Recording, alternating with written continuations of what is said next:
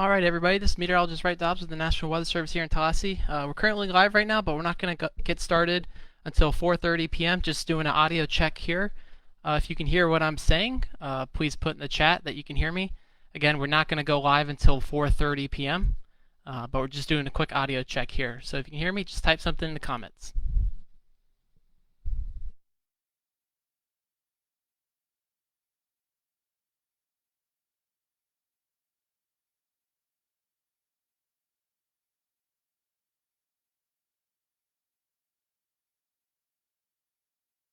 All right, everybody, thanks for responding in the comments. It's good to hear that the audio is working. So I'm going to go ahead and go on mute here for a few more minutes, and then we'll go ahead and get started around 4:30 or just after 4:30. So stay tuned.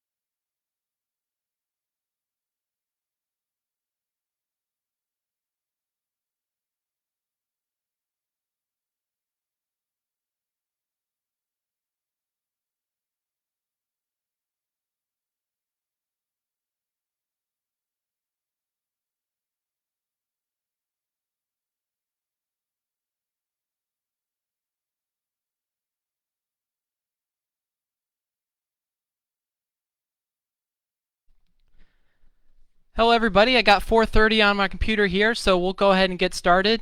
This is meteorologist Wright Dobbs. I'm a meteorologist with the U.S. National Weather Service here in Tallahassee. So let's go ahead and get started, and let's talk about the severe weather for the rest of this afternoon and this evening. So currently, what we have up on the display here is the current radar across the area. So earlier, we did have a few severe thunderstorms that impacted parts of the Florida Panhandle and Alabama. Those have currently congealed into a line that you can see here across the area, and the yellow boxes indicate current severe thunderstorm warnings, and the red boxes, which there were a few scans ago, indicate current tornado warnings. So with this update today, we're not really going to get into any specific warnings because we are currently in warning operations. So got to get back to paying attention to the radar while my other meteorologists here take care of the updates. So right now, again, we're watching a line of severe storms move through the area. The strongest severe storms right now have been across parts of Georgia, and we'll go ahead and get into why that is and discuss the outlook through the next few hours into the evening hours. So let's go ahead and get started with the presentation we have for you guys here today. All right, so currently an unseasonable and warm humid air mass is in place across the region, and that's the reason why we're seeing this uptick in strong to severe thunderstorms across the area. And strong wind shear is overspreading the region through the rest of this afternoon and evening, and that will lead to an environment that is primed for the development of severe storms today. As the cold front crosses through the region late this afternoon and evening, the wind shear is expected to only increase, and we'll get into a few reasons why that is, and that will set the stage for an increasing threat for severe weather as we get into the later part of the afternoon and into the overnight hours tonight. In addition to that increase in severe threat, we could see some gusty, non-thunderstorm strong winds ahead of this front. I mean, here at the office in Tallahassee, we haven't even had any rain yet, but we've had wind gusts we had a peak wind gust today up to about 35 miles an hour. So, and that's even before we even had a thunderstorm. So keep an eye out for those gusty winds ahead of the line of thunderstorms today into tonight. In addition to the severe weather threat, there is also a threat for coastal flooding. We'll get into the areas that are at risk for that. And we will see significantly colder temperatures behind the front. And thankfully, once the squall line moves through, the severe weather threat will be over for you, and we'll tell you how you can identify when the severe threat will likely be over for you tonight. So here's the current satellite imagery as of about latest update on this image was 4 o'clock Eastern time. So you can see the flashes here on the screen are from our satellite. We can measure when there's a flash of lightning in the storm. So you can see generally with this kind of setup, we can see where the strongest and the tallest storms are. So you can see a lot of that lightning over parts of Alabama earlier today and right now into parts of Georgia. So that we'll probably see a lot more lightning as the uptick in severity happens. So here's the current weather situation across here right now. So a lot of what's responsible for this severe weather is this area of low pressure. So this is on the left image right here is where it's currently located, which is across parts of Alabama and Georgia. And to the south and the east of this area of low pressure, you can see those strong wind barbs. You can see where they have extra knocks on them. And that's where we're seeing that increased transport of moisture and the instability that's fueling these thunderstorms. And that's also providing the wind shear too, as those strong winds are out of the south, and then in the upper levels, that's not pictured here, we have those strong winds out of the west. And that wind shear can help provide the environment for severe weather. And as we get into the overnight hours, you can see this image on the right from 10 p.m. That area of low pressure gets a lot stronger. You can see how the lines get a lot more compact and tight. And so as that area of low pressure gets stronger, it's going to increase the wind shear across the area, and particularly the low-level wind shear, which could increase that threat for tornadoes in the afternoon or the late afternoon and evening hours. And that's what we're watching for here at the National Weather Service in Tallahassee. So again, kind of summing it up here, what I just talked about with the evolving threat through the rest of today, you can see this red outlined area. This is from the Storm Prediction Center, who we work very closely with during severe weather outbreaks. And everywhere in this red area is pretty much at risk of severe weather through the next at least 2 to 3 hours. And then as we go through the rest of the evening, that area will shift east. But you can see here in the black box, SPC has outlined that this is the best chance for a tornado. And basically, that's where we see the strongest low-level wind shear, and that can help produce a tornado or two along the line of severe storms as it comes into the area. So at least for the next few hours, and we'll have updates, we'll occasionally tweet out stuff from the Storm Prediction Center, at least through the next 2 to 4 hours, that's where we could see the best chance for a tornado across Georgia. But just because you're in that area and you have the best chance for a tornado, we don't want folks in the Florida Panhandle and the Florida Big Bend to rule out the possibility of a tornado, because they still have that elevated low-level wind shear, and that could, as the line eventually makes its way through Tallahassee and other parts of the Florida Big Bend, we can't rule out a tornado. It's just the highest chance for a tornado this evening is likely to be across Georgia. So with that chance of a tornado, like I said, much of the forecast area here, which is outlined, is under tornado watch. Now, while the greatest chance of a tornado is across parts of southwest Georgia, we can't rule out a tornado in parts of the Florida Big Bend, and probably as we get into the rest of the evening hours, can't rule out the possibility of a tornado watch being extended further east into parts of Perry and Madison County and other counties of southern Georgia and the southeast Florida Big Bend. So here's the severe weather outlook again. Again, in this blue area, that's where we see the potentially greater risk for severe weather through the rest of today, and that's as that wind shear increases through the rest of the evening and the instability still continues to remain high. Those are all ingredients we look for severe weather, and they're going to be in place for the rest of this afternoon and tonight. And with this severe weather threat, I wanted to mention that the primary concern is damaging winds. So we don't want folks to just focus on the threat of tornadoes, because with the strong wind shear we have, and we also have a little bit of dry air aloft, and that can help fuel those strong moving downward winds. So even if you're not under a tornado warning today and you get a severe thunderstorm warning, you need to take precaution with it and get away from those windows in your house and get to the most interior room, because strong winds, 60, 70 mile an hour winds and severe thunderstorms can sometimes do just as much damage as a tornado, especially if a tree comes crashing through your house. And you want to make sure you're in the most interior part of your house so you can be sheltered to the best of your ability against those threats. So what about the timing for the rest of the evening? We just updated this about an hour or two ago.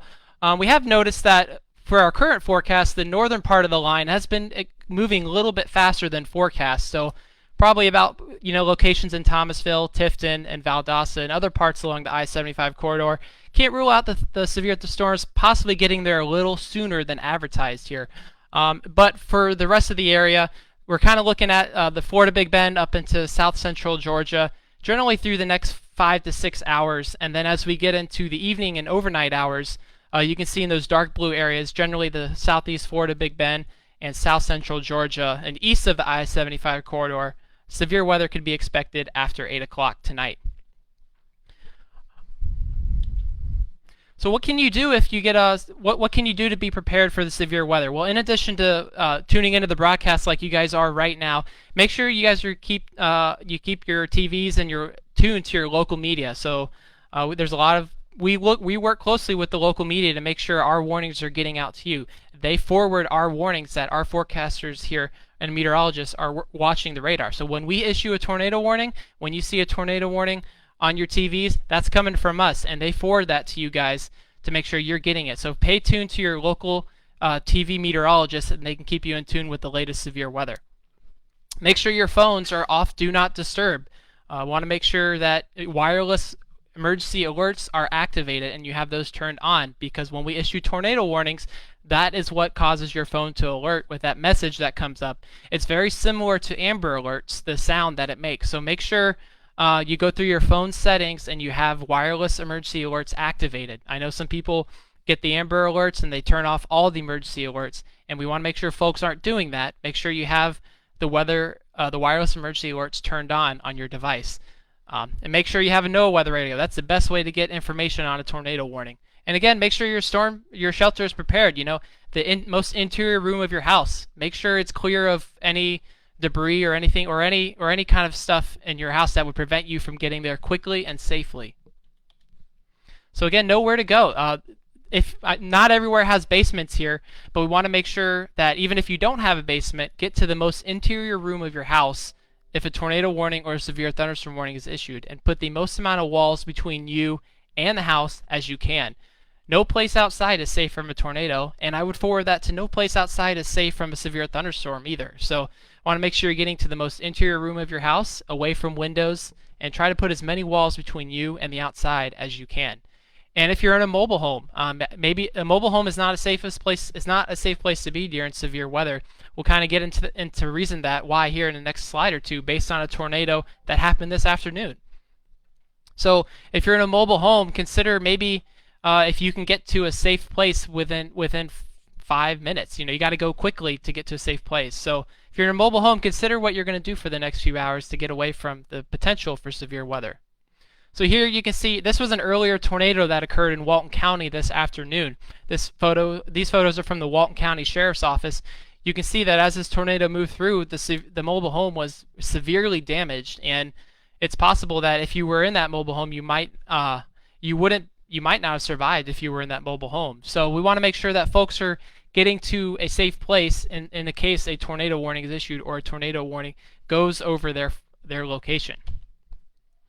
So now that we've kind of talked about severe weather threat, we'll briefly get into some of the other threats that we're going to see. So as this line of severe storms moves through, the northwest winds are really going to increase and then eventually go westerly too. And a rule of thumb for tonight to figure out when the severe weather threat has diminished for your area is generally when very strong northwest and very cold northwest winds move in tonight. That's generally going to be the end of your severe weather threat. But because of those strong northwest and west winds, we're going to see a rise in the seas and a rise in the water levels. So especially for those eastern parts of our Appalachia Bay that we forecast for, you can see here in portions of Dixie County, Taylor County, and even some parts of coastal Jefferson and Wakulla, we could see some increase in those water levels. So especially across the east near Cross City and Perry and those coastal regions, maybe we could see up to 2 to 4 feet of inundation, which is basically a rise of water level above normal high tides across our eastern areas. So that could cause some minor coastal flooding across areas that typically have some trouble with flooding during high tides.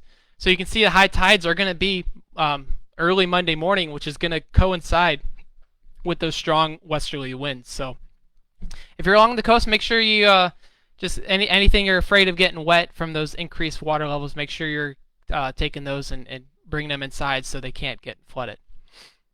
And then in addition to the coastal flood threat, we are going to see, like we mentioned in the beginning, very cold, much cooler conditions behind this cold front. So when folks wake up Monday morning, we're going to see very chilly wind chill temperatures, upper 20s across Alabama and some parts of Georgia, and maybe the upper 20s and low 30s across much of the rest of the area. So bundle up in the morning when you have to head out. It's going to be pretty chilly, but thankfully the severe weather threat will be over when we have those very chilly conditions. So again, summary for tonight, and a very unseasonable and warm and humid air masses in place across the area, and with strong wind shear overspreading the region, that's going to increase the threat for severe thunderstorms across the area through the rest of the afternoon and into the evening hours. In addition to that severe weather threat, we're going to see those strong southerly winds ahead of the front, maybe gusting as high as 30 to 40 miles an hour, so make sure you have things before the severe weather moves through. Make sure you have things battened down. And then as the severe weather moves through, behind that severe weather, we're going to see strong northwest to west winds and much cooler temperatures, so that it could increase concerns for coastal flooding along portions of the Appalachee Bay. And for anybody who's going to be outside Monday morning, pretty chilly with the wind chills. So that's all we got for you guys right now. I'll go ahead and we'll leave it up for some questions right now. We'll be monitoring the chat for the next 1 to 2 minutes. Maybe a little bit longer, depending on the questions, and then we'll have to get back here to operations and make sure we're getting you guys the best severe thunderstorm warnings and tornado warnings we can. So again, if you have any questions, we'll be monitoring them in chat for the next few minutes here.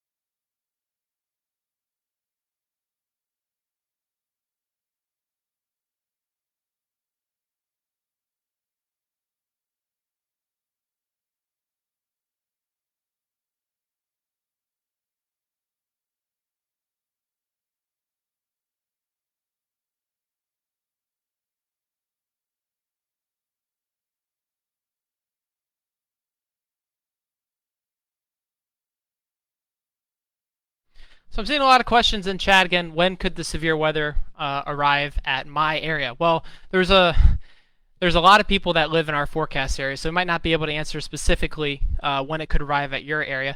But generally here, this graphic that we have here, the severe weather is generally going to be now through 5 o'clock Central for the areas in the light blue. So for looking at southeast Alabama, much of the severe weather threat is actually diminished across southeast Alabama. Can't rule out a strong storm through the next hour or two across Houston County and other portions of the Alabama-Georgia border, but for the most part, the severe weather threat has shifted out of southeast Alabama. But for parts of the Panhandle and the Florida Big Bend, that threat's going to be developing through the next hour or two, and then as you go into portions of Tallahassee, Thomasville, and Tifton, we're going to see in the next 2 to 3 hours that severe threat start to increase. So again, you can monitor, pull up your favorite radar app, or whatever you do, to monitor where the storms currently are. But generally the storms are going to be, the severe threat is going to be focused along the main line of storms, so where you see the strongest and the most consistent line of storms. That's generally where the severe weather threat is going to be maximized. So generally these are the timings we have for various parts of our forecast area.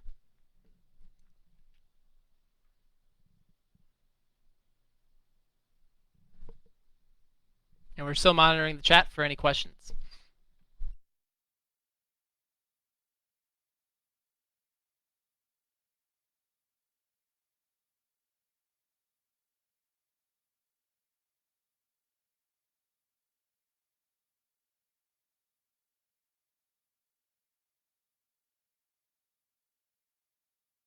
All right, here's a good question that was asked about 10 minutes ago. Somebody asked, why was the tornado watch issued hours before a storm was near Leon County.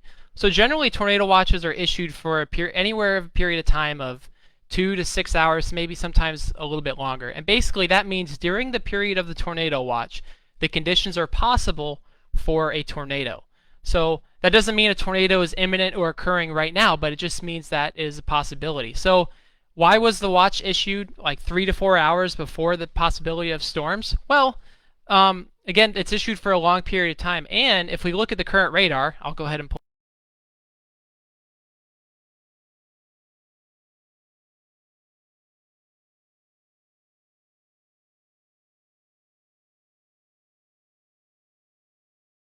the head of the line. Again, the threat for a tornado is low with those storms, not zero. So we want to make sure that at least folks ahead of the main line are still paying attention to the weather. Tornado watch is not they're issued for a long period of time to cover the threat multiple hours in advance. So that was a good question. Let me pull up back where we had. See if there's any more questions here.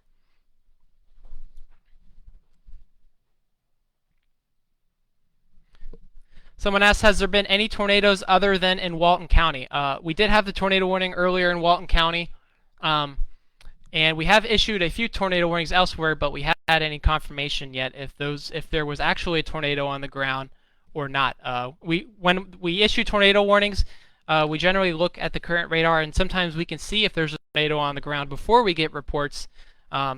Based on this thing called a tornado debris signature. I'm not going to go too much into that now, but basically the radar can detect debris in the tornado. But sometimes we don't always get that report. So it's possible that a tornado might not have made it to the ground, but we certainly saw the rotation on radar. So it means a tornado was if a tornado was not occurring, it was imminent and could have occurred at any moment. So we'll stay on the line for another minute or two, and then we'll have to close down and get back to operations as it's going to start getting busy the next few hours here.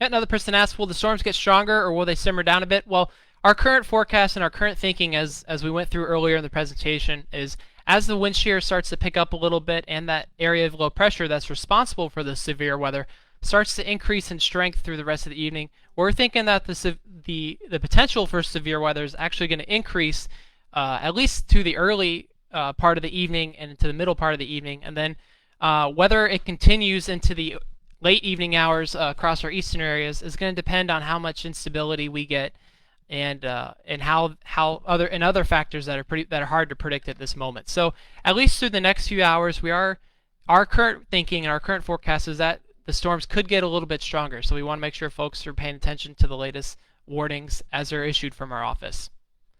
All right, so that's about all we have for today. We got to get back to operations, and I got to join our other meteorologists here as we monitor the radar and keep an eye out for any warnings that we need to issue. We thank you guys for tuning in, and we might come back if there's a few relevant questions and go through the comments and answer those on an individual basis. But that's all we have for you guys, and thanks for tuning in. And make sure to stay safe and stay up to date on the latest watches and warnings from the National Weather Service. Take care, y'all.